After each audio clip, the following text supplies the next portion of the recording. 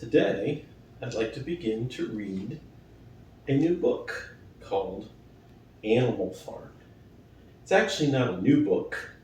It's a rather old book at this point in time, written in the mid-20th century by a man named George Orwell. George Orwell was a British author who wrote lots of books, but this one is considered a classic. Mr. Jones of the Manor Farm had locked the hen houses for the night, but was too tired to remember to shut the peepholes.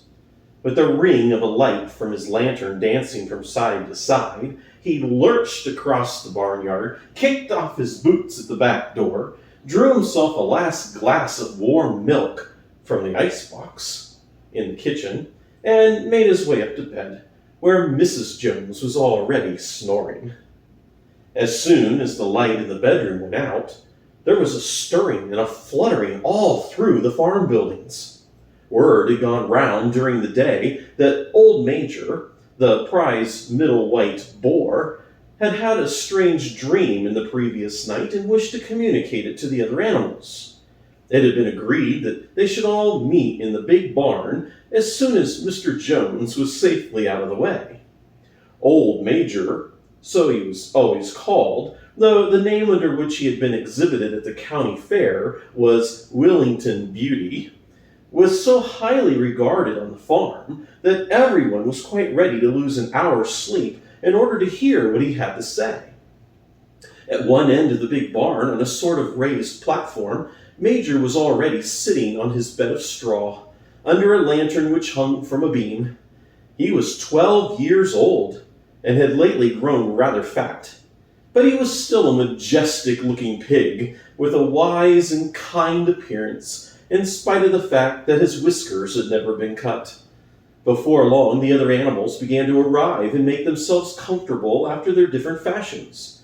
First came the 3 dogs, Bluebell, Jessie, and Pincer, and then the pigs, who settled down in the straw immediately in front of the platform.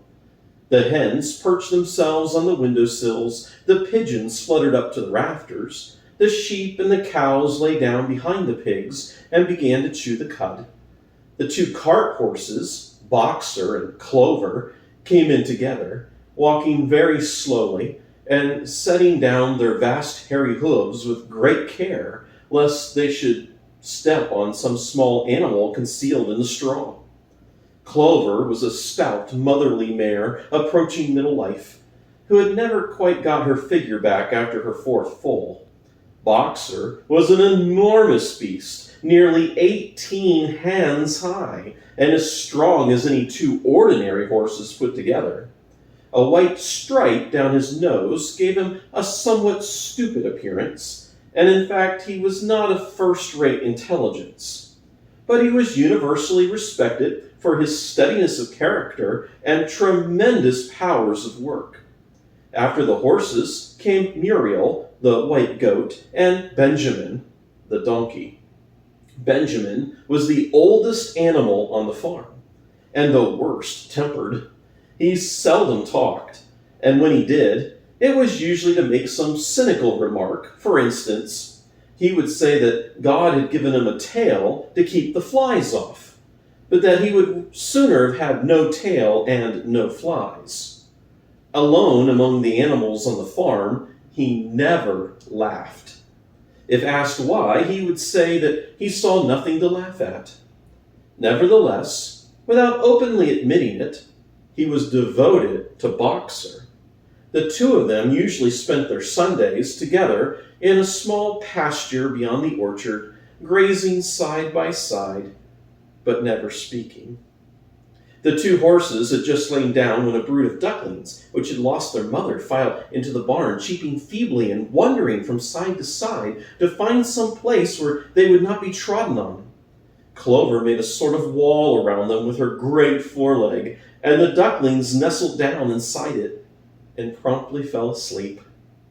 At the last moment, Molly, the foolish, pretty white mare who drew Mr. Jones' carriage, came mincing daintily in, chewing at a lump of sugar, She took a place near the front and began flirting with her white mane, hoping to draw attention to the red ribbons that were tied in it. Last of all came the cat, who looked round as usual for the warmest place and finally squeezed herself in between Boxer and Clover. There she purred contentedly throughout old Major's speech without listening to a word that he was saying. All the animals were now present except Moses, the tame raven, who slept on a perch behind the back door to the farmhouse. When Major saw that they had all made themselves comfortable and were waiting attentively, he cleared his throat and began. Friends, you have heard already about the strange dream that I had last night, but I will come to the dream later. I have something else to say first. I do not think, comrades, that I shall be with you for many months longer, and before I die, I feel it my duty to pass on to you such wisdom as I have acquired. I have had a long life. I have had much time for thought as I lay alone in my stall, and I think I may say that I understand the nature of life on this earth as well as any animal now living. It is about this that I wish to speak to you. Now, friends, what is the nature of this life of ours? Let us face it. Our lives are miserable, laborious, and short. We are born, we are given just so much food as will keep the breath in our bodies, and those of us who are capable of it are forced to work to the last atom of our strength. And the very instant that our usefulness has come to an end, we are slaughtered with hideous cruelty. No animal in England knows the meaning of happiness or leisure after he is a year old. No animal in England is free. The life of an animal is misery and slavery. That is the plain truth. But is this simply part of the order of nature? Is it because this land of ours is so poor that it cannot afford a decent life for those who dwell upon it?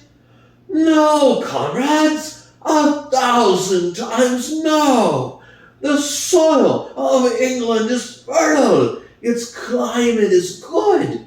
It is capable of affording food in abundance to an enormously greater number of animals than now inhabit it. This single farm of ours would support 12 horses, 20 cows, hundreds of sheep, and all of them living in a comfort and a dignity that are now almost beyond our imagining. Why, then do we continue in this miserable condition? Because nearly the whole of the produce of our labor is stolen from us by human beings. There, my friends, is the answer to all of our problems. It is summed up in a single word: man. Man is the only real enemy we have. Remove man from the scene, and the root cause of hunger and overwork is abolished forever. Man is the only creature that consumes without producing. He does not give milk. He does not lay eggs. He is too weak to pull the plow. He cannot run fast enough to catch rabbits. Yet he is Lord of all the animals. He sets them to work. He gives back to them the bare minimum that will prevent them from starving, and the rest he keeps for himself. Our labor tills the soil. Our manure fertilizes it, and yet there is not a one of us that owns more than his bare skin. You cows that I see before me, how many thousands of gallons of milk have you given during this last year? And what has happened to that milk, which should have been breeding up sturdy young calves? Every drop of it has gone down the throats of our enemies. And you hens, how many eggs have you laid in this last year? And how many of those eggs ever hatched into chickens? The rest have all gone to market to bring in money for Jones and his men. And you, Clover, where are those 4 foals you bore, who should have been the support and the pleasure of your old age? Each was sold at a year old. You will never see a one of them again. In return for your 4 walls and all your labor in the fields, what have you ever had except your bare rations and a stall? And even the miserable lives that we lead are not allowed to reach their natural span. For myself, I do not complain, for I am one of the lucky ones. I am 12 years old and have had over 400 children. Such is the natural life of a pig. But no animal escapes the cruel knife in the end. You young porkers who are sitting in front of me, every one of you will scream your lives out at the chopping block within a year. To that horror we all must come. Cows, pigs, hens, sheep, everyone. Even the horses and the dogs have no better fate. You, boxer, the very day that those great muscles of yours lose their power, Jones will sell you to the butcher, who will cut your throat and boil you down for dog food. As for the dogs, when they grow old and toothless, Jones ties a brick round their necks and drowns them in the nearest pond. Is it not crystal clear then, comrades, that all the evils of this life of ours spring from the tyranny of human beings? Only get rid of man, and the produce of our labor would be our own. Almost overnight, we could become rich and free. What then must we do? Why, work night and day, body and soul, for the overthrow of the human race. That is my message to you, comrades. Rebellion! I do not know when that rebellion will come. It might be in a week, and it could come in 100 years. But I know, as surely as I see the straw beneath my feet, that sooner or later justice will be done. Fix your eyes on that, comrades, throughout the short remainder of your lives. And above all, pass on this message of mine to those who come after you, so that future generations shall carry on the struggle until it is victorious. And remember, my friends, your resolution must never falter. No argument must lead you astray. Never listen when they tell you that man and the animals have a common interest, that the prosperity of the one is the prosperity of the others. It is all lies. Man serves the interest of no creature but himself. And among us animals, let there be perfect unity, perfect comradeship in the struggle. All men are enemies. All animals are friends. At this moment, there was a tremendous uproar.